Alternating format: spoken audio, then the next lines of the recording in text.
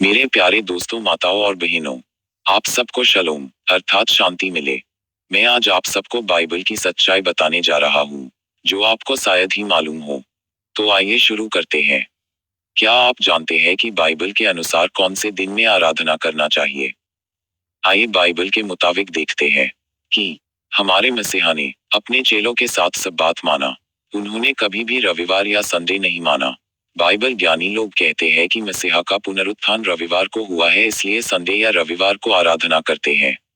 पर यह गलत है। अगर बाइबल को ध्यान और गहराई से अध्ययन किया जाए तो पता चलता है कि मसीहा तो शनिवार को ही जिंदा हो गए थे, क्योंकि उन्होंने कहा था कि वे 3 दिन और 3 रात यानी पूरे 72 घंटा तक धरती के पेट में रहेंगे। देखिए मत्ती 12 के 40 में क्या कहते हैं मसीहा, और जैसे योना 3 दिन और 3 रात उस समुद्री जीव के पेट में रहे थे, वैसे ही मनुष्य के पुत्र भी 3 दिन और 3 रात धरती के भीतर रहेंगे। इस दावे के हिसाब से हिसाब लगाया जाए तो शुक्रवार से रविवार सुबह तक सिर्फ 36 घंटा ही होते हैं। परंतु अगर बुधवार से हिसाब लगाया जाए तो 72 घंटा होता है, क्योंकि जिस दिन मसीहा को मारा गया वो दिन सप्ताह का विश्राम दिन अर्थात शुक्रवार नहीं था, परंतु महाविश्राम का दिन था, यानी बुधवार का दिन था। इसी बात को लोग नहीं समझ पाते हैं। वे सोचते हैं कि मसीहा शुक्रवार को ही मारे गए थे, परंतु यूहन्ना 19 के 3 में महाविश्राम के दिन के बारे में बताया गया है, जिससे हमें स्पष्ट हो जाता है कि वो एक महाविश्राम का दिन था और बुधवार था। मरकुस 16 के 1 के अनुसार सबत का दिन बीत जाने पर मरियम मगदलीनी, सलोमी और याकूब की मां मरियम ने यहोशुआ के शव का अभिषेक कर पाने के लिए सुगंध सामग्री मोल ली थी। यहाँ पर क्या देखते हैं कि ये स्त्रियां महाविश्राम का दिन समाप्त होते ही कुछ सुगंधित मसाला लेने गई थी। यह महाविश्राम का दिन था, जो कि बुधवार शाम से बृहस्पतिवार शाम तक था। वे सामान लेकर आने के बाद फिर दूसरे दिन हफ्ता का विश्राम दिन शुरू हो जाता है, यानी कि शुक्रवार के शाम से शनिवार के शाम तक वह शबात भी पालन करती है। और जैसे ही साप्ताहिक विश्राम यानी कि शनिवार शाम को दिन समाप्त होता है तो तुरंत वे लोग कब्र पर जाती है, यानी शनिवार शाम को, परंतु वहां मसीहा नहीं मिलते। इसका अर्थ यह है कि सूर्यास्त से पहले ही मसीहा जीवित हो गए थे। बाइबल के अनुसार तो शाम को दिन की शुरुआत होती है, तो रविवार शुरू होने से पहले ही मसीहा अर्थात शनिवार को जीवित हो गए थे।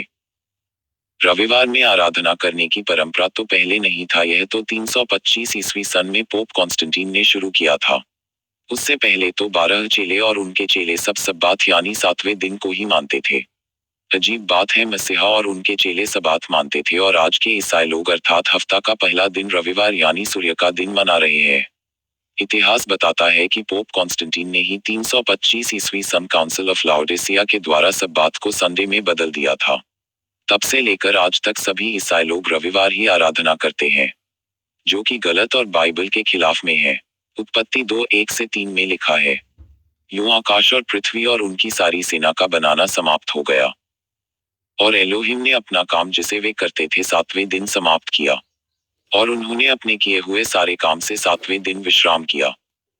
और एलोहिम ने 7वें दिन को आशीष दी और पवित्र ठहराया, क्योंकि उसमें उन्होंने अपनी सृष्टि की रचना के सारे काम से विश्राम लिया।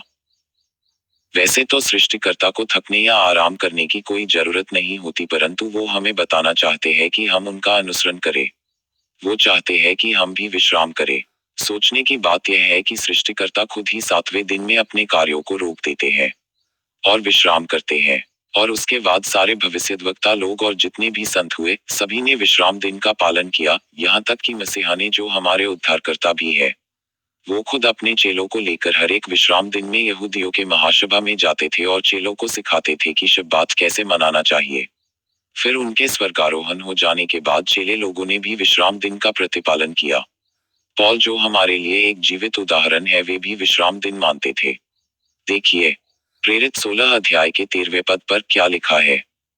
फिर सबत के दिन यह सोचते हुए कि प्रार्थना करने के लिए वहां कोई स्थान होगा, हम नगर द्वार के बाहर नदी पर गए। यहाँ पर साफ लिखा है कि वे विश्राम के दिन में प्रार्थना करने की जगह देख रहे थे। यह एक गंभीर बात है कि हम पिता के आज्ञा को मानने के बजाय मनुष्य के बनाए परंपरा को मानते हैं।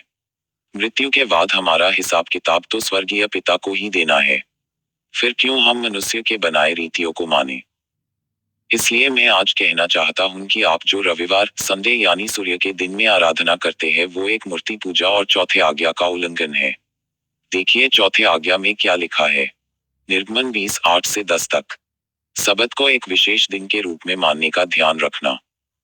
सप्ताह में तुम 6 दिन अपना कार्य कर सकते हो, किंतु 7वां दिन तुम्हारे एलोहिम यहोवा की प्रतिष्ठा में आराम का दिन है। इसलिए उस दिन कोई व्यक्ति, चाहे तुम या तुम्हारे पुत्र और पुत्रियां, तुम्हारे दास और दासियां, पशु तथा तुम्हारे नगर में रहने वाले सभी विदेशी काम नहीं करेंगे। पर ईसाई लोग तो शनिवार को विश्राम दिन भी नहीं मानते हैं, परंतु कैथोलिक पोप के रखे हुए नियम को मानकर रविवार को आराधना करते हैं, जो 7वां दिन नहीं बल्कि हफ्ता का पहला दिन है। कहा तो गया है, 7वां दिन मानो परंतु पहला दिन मानते हैं। चौथे आज्ञा के बारे में बोलने से ईसाई अगुवे लोग कहते हैं कि वो तो पुराना नियम में है, उसे मानने की जरूरत नहीं है। मसीह ने सभी व्यवस्था को समाप्त कर दिया। पर मसीहा ने तो मत्ती 5:17 में कहा है कि मैं व्यवस्था और भविष्यद्वक्ताओं को रद्द या नाश करने नहीं, परंतु पूरा करने आया हूँ। और मसीहा खुद भी और चेलों को भी विश्राम दिन का पालन करना सिखाते हैं। संडे या रविवार को आराधना करना गलत है। यहेजकेल 8:16 पद में कहा गया है कि वे लोग सूर्य पूजा करते थे। देखिए क्या लिखा है। तब वह मुझे मंदिर के भीतरी आंगन में ले गया।